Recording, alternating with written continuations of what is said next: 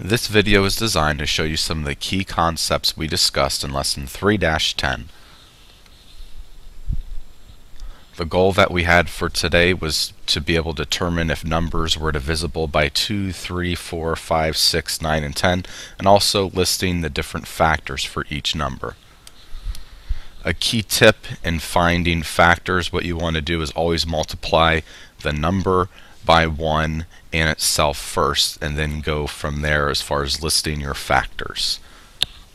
And what we have over here on the left hand side screen are the divisibility rules, and we can see all the way down from 2 to 10 are the ones that we discussed in class, and you can read those. For example, if the number is even, it's divisible by 2. So if we're taking a look at our number 72, we can see that the number is even, so it is divisible by 2.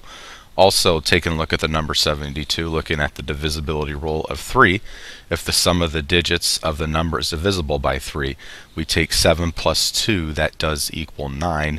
That is divisible by 3, so that would represent a 72 would represent a number that is divisible by 3.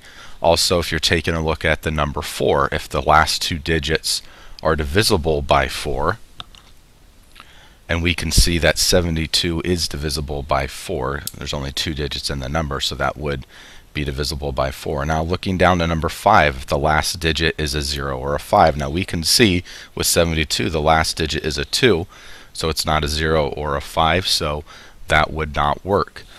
Now looking at the number 6, if the number is divisible by both 2 and 3, and we've already established that the number is even, and also it is divisible by 3, so it would also be divisible by 6. Looking down to number 9, if the sum of the digits is divisible by 9, so if we add 7 and 2 together, that does equal 9, and we can see that 9 is obviously divisible by 9. Finally, looking at the number 10, if the last digit is 0, that's a standard rule for 10, it's divisible by 10. We can see that 72 ends in a 2, so it would not be divisible by 10. So what we're going to do now is we're going to take a look at a couple numbers and find the factors that go along with those numbers. For example, the number 30 we have right here. I'm going to list all the factors for the number 30. Now there is a way to do this other than just going from 1 all the way up to 30. What we talked about in class is that we list all of the multiplication problems that equal 30, and then when we list all the multiplication problems that equal 30, all of those numbers would be considered factors of 30. So what we like to do is we like to start out with 1 and the number itself, so 1 and 30. I just like to list it this way. 1 times 30 gives me 30. Now if I look at my divisibility rules, I can see that if the number is even, that is divisible by 2, so that means it would be a factor of 2, so 2 I'll write over here, and then I need to think about 2 times what number gives me 30, and I think about that, and I know that 2 times 15 gives me 30, so I'll write 15 on the right hand side. So we'll keep moving closer from the left hand side to the right hand side. Now I look at my next number. If the sum of the digits of the number is divisible by 3, 3 plus 0 I can see does equal 3, so 3 is a factor, or it's divisible by 3. 3 times what number? 3 times 10. And then I can see number 4, if the last two digits are divisible by 4, I know 30 is not divisible by 4, so that would not work. Now I come to the number 5. If the last digit is 0 or 5, I can see my last digit is 0, so 5, and I think about 5 times what? 5 times 6 gives me 30. Now whenever the left hand side and the right hand side, there's not any other whole numbers between the left hand side and the right hand side that's divisible by 30, or that would be a factor of 30, so I can see 5 and 6. Obviously there's not a whole number between 5 or 6. Then I am finished with all of my factors.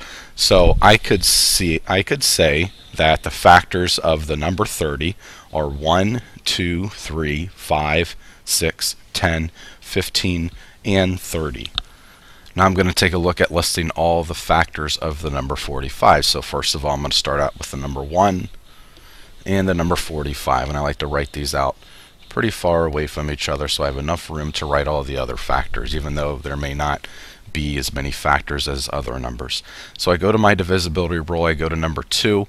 Can 2 times anything equal 45? Right away I know that if the number is even, it's not divisible by 2, so 2 is not going to work. Now I come to the number 3. I look and see if the sum of the digit of the number is divisible by 3. So if I add 4 and 5 together, that does equal 9. So I know 3 can be multiplied by a certain number to get the 45. And I could try some numbers out, I could check it, I could revise it, and I will eventually come up with the number 15. So 3 times 15 does equal 45. Now we come to the number 4. If the last 2 digits are divisible by 4, now I think about that, 45. Now I know 4 times 11 equals 44. I know that does not work.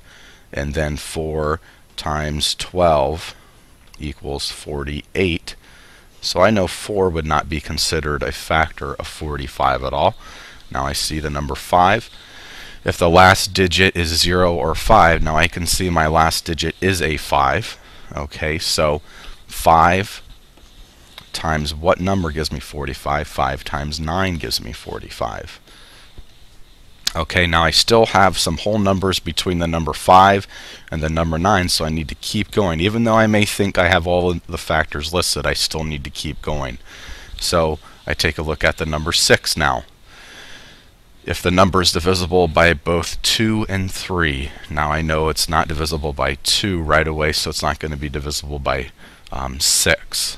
Okay, so 6 doesn't work. I come to the number 7. 7 times 6 gives me 42. 7 times 7 equals 49. That's not going to work. So I come to the number 8. I know 8 times 5 equals 40. 8 times 6 equals